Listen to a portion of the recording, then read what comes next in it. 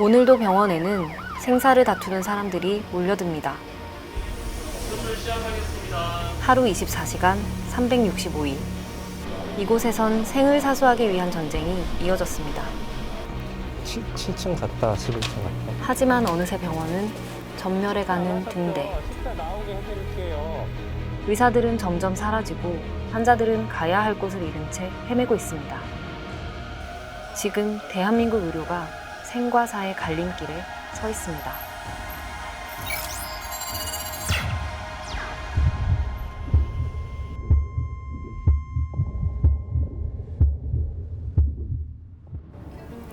외과의사 부족, 지역의료 붕괴, 의료 공백. 최근 뉴스에서 자주 나온 말들입니다.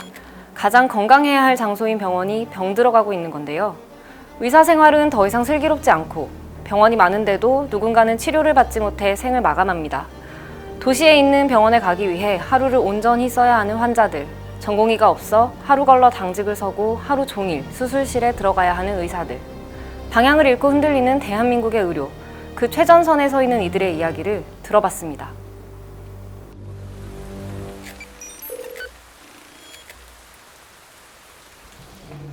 지금은 화요일 오전. 하지만 이시훈 교수가 출근한 건 지난 일요일 저녁입니다. 금요일에 수술한 환자들 한 번 더 보고, 또 월요일날 수술할 환자도 보고, 또 이제 이번 주에 있을 일들을 좀 준비를 좀 하고 그런다고 일요일날 저녁에 보통 출근을 합니다. 오늘 첫 번째 일정은 5살 모야모야병 환자를 치료하기 위한 간접혈관 문합수술. 머리를 열고 혈류가 많은 조직을 뇌 위에 이식하는 고도의 집중력이 필요한 수술입니다. 오늘 그를 기다리고 있는 건 다른 수술 3건과 회진, 응급수술도 추가됐습니다. 그가 이 고된 일정을 소화해야 하는 건 개두술이 가능한 의사가 많지 않기 때문입니다. 신경외과는 크게 뇌와 척추 전공으로 나뉘는데 신경외과를 지원하는 전문의 중 매우 적은 수만 뇌혈관 수술 전공을 선택하고 있습니다.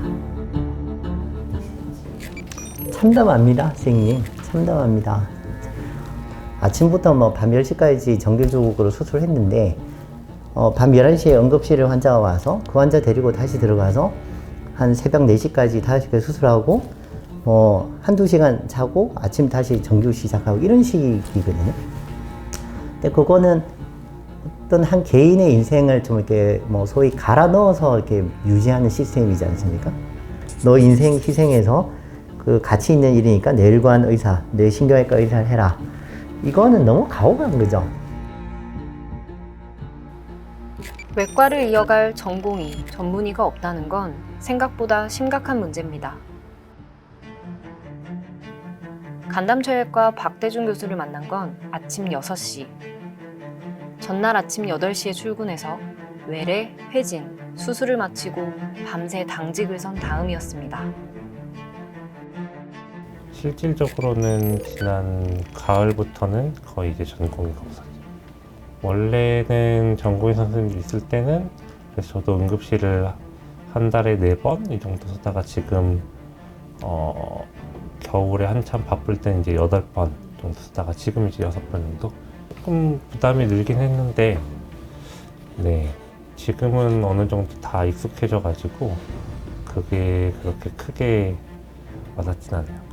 오늘 하루 박대중 교수의 일정은 회진, 외래진료, 영양팀과의 회의, 수술 4건, 응급수술도 1건 새로 잡혔습니다. 근무를 할 때는 식사를 챙길 시간도 없습니다. 하지만 그를 힘들게 만드는 건 따로 있습니다.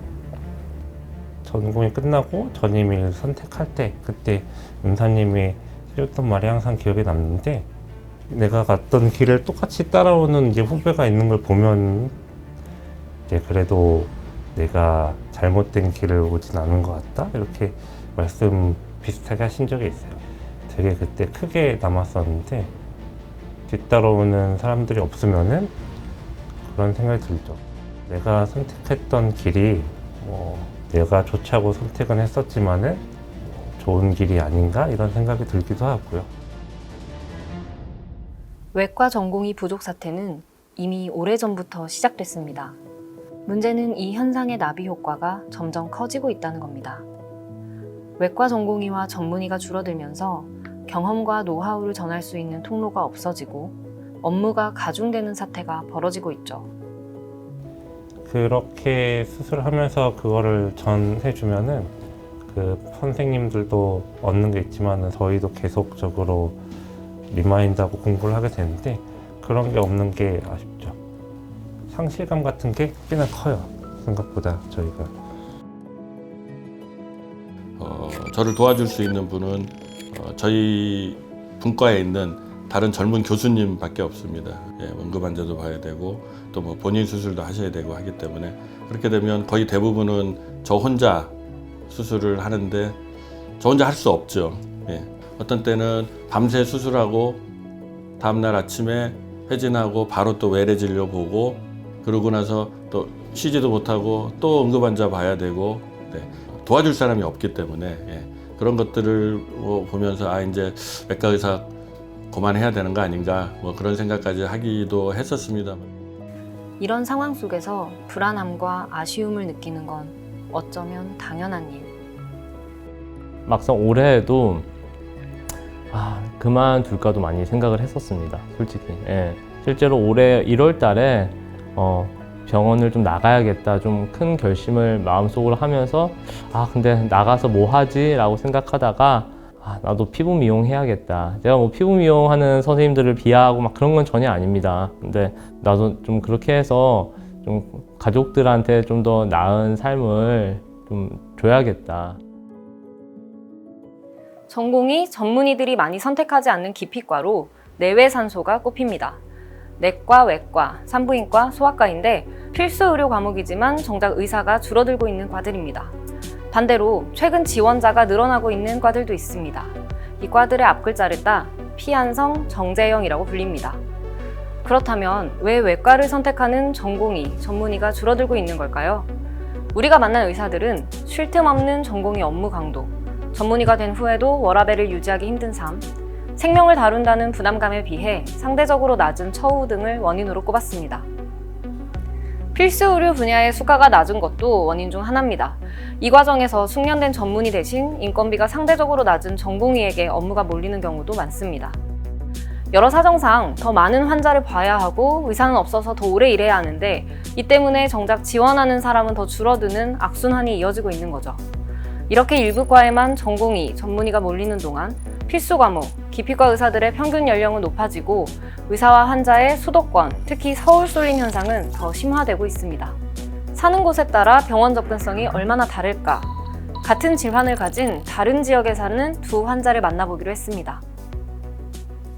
일주일에 3번 신장투석을 받아야 하는 박경택 씨. 벌써 2년 4개월째입니다. 그가 살고 있는 곳은 전라북도 진안. 하지만 투석을 받는 날이면 약 40km 떨어진 전주까지 가야 합니다. 진안군에는 투석을 받을 수 있는 곳이 없기 때문입니다. 아침 6시 반을 넘긴 시각. 박경택 씨의 고된 하루가 시작됩니다. 그러고 이제 전주로 또 출발을 해요. 그걸로 끝나는 것이 아니고 4시간 동안 내가 투석을 하고 끝나면 12시가 딱 되어버려요. 그러면 이제 그나들이 또 병원으로 딱 나와. 그러면 이제 타고 집이까지 온다고. 이게 멀리까지 움직여야 하기 때문에 아들과 동행할 수밖에 없는 상황. 아들도 한나절 이상 시간을 온전히 내야 합니다. 저는 5시 정도에 일단 일어나서 시골 아버지 집에 도착하면은 6시 한 20분, 30분 됩니다. 이제 아침 먹고 같이 아버지랑 나와서 7시 반 정도 병원에 도착합니다. 그럼 투석 시간이 4시간 걸리는데 제가 사무실에 보통 한 10시까지 나가거든요. 사무실에 한두 시간 있다가 11시 반 정도 또 투석이 끝나시면 그때 다시 아버지랑 시골에 갔다가 점심 먹고 전주 오면 한 2시 반, 3시 정도 됩니다. 전북 지역에서 신장투석이 가능한 병원은 31곳. 그중 4분의 3이 전주, 익산, 군산에 몰려 있습니다. 진안에 거주하는 환자들이 다른 도시로 나가는 이유입니다. 고향에 살고 싶어도 추적지들이 없어갖고 할 데 없이 대전이나 다른 데로 가버리고, 그런 사람 만나면 막 눈물을 흘리고 그러더라고. 약값이랑 이제 치료비 뭐 이런 거 해가지고.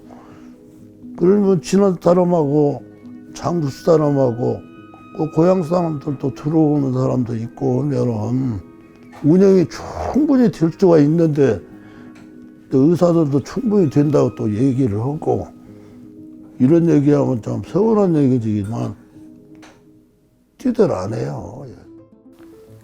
김순례 씨도 9년째 신장 투석을 받고 있습니다. 병원 예약 시간 20분 전에 집을 나서도 됩니다. 김순례 씨가 거주하는 곳은 수원.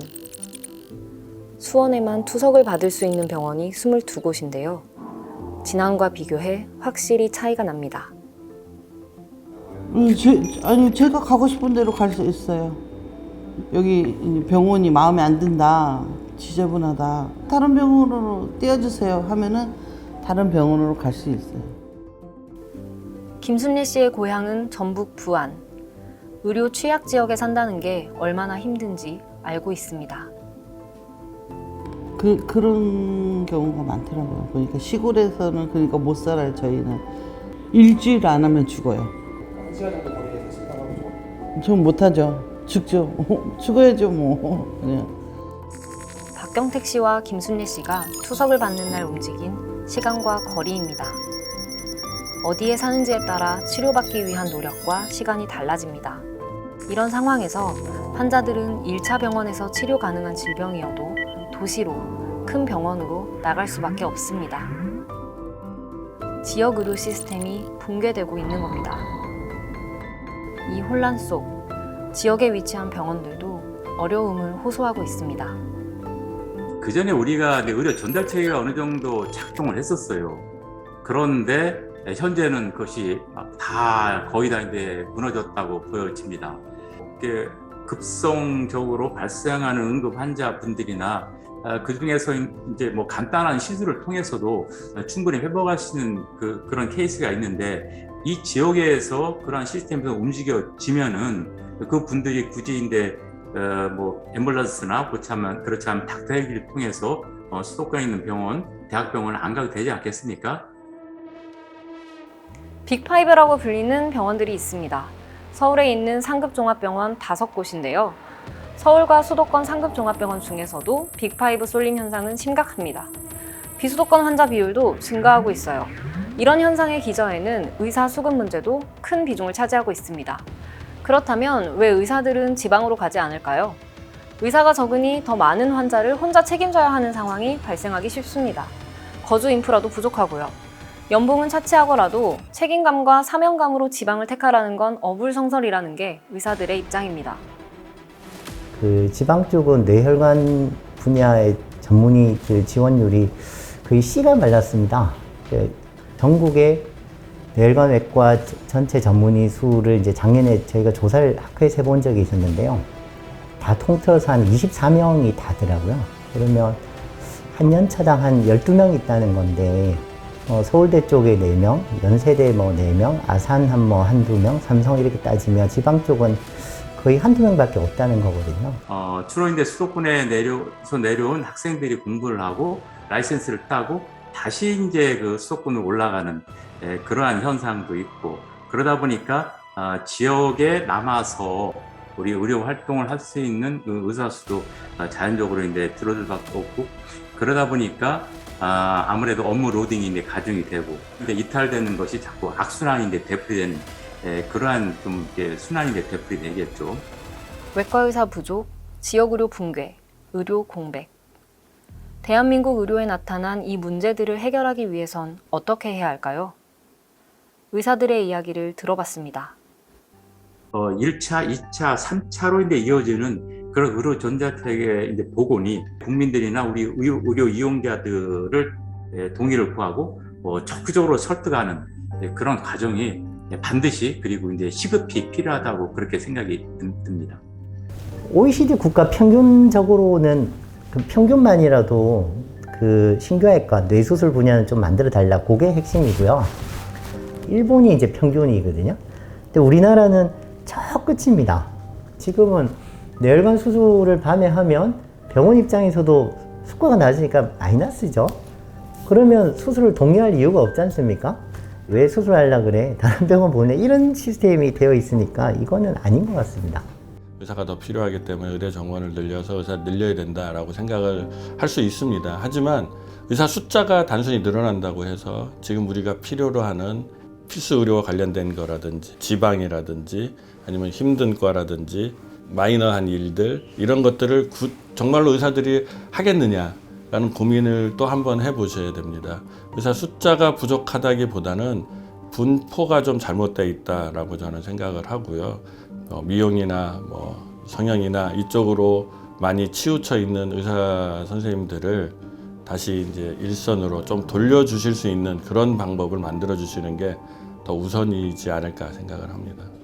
저희한테 남은 기간은 제 개인적인 생각은 10년이라고 봅니다. 10년 동안에 뭔가 의료 시스템을 좀 이렇게 개선시키지 않으면 뇌혈관 쪽 분야의 그 치료에 대해서는 수준도 떨어지겠지만 당장 그 피해가 국민들한테 이제 돌아가겠죠. 이시훈 교수와 박대준 교수는 수술을 마치고 각각 48시간, 34시간 만에 퇴근했습니다. 두 사람이 잠을 잔 시간은 고작 4시간 남짓.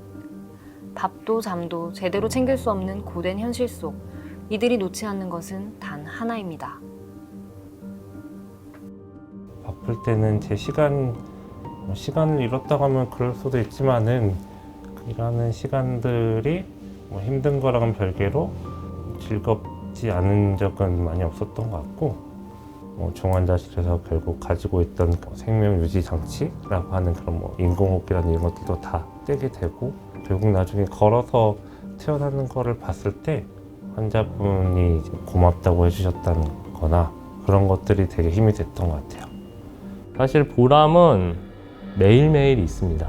심지어는 그냥 회진 돌면서도 있어요. 그냥 수술한 환자들, 병실에 있는 환자분들 회진 돌면서도 보람은 항상 있어요. 처음에 이제 신경외과를 들어오는 사람들은 대부분 좀 사명감 같은 거를 가지고 들어오고 있습니다. 나는 죽어가는 환자를 살려야지, 그렇게 도움을 주는 의사가 되고 싶다.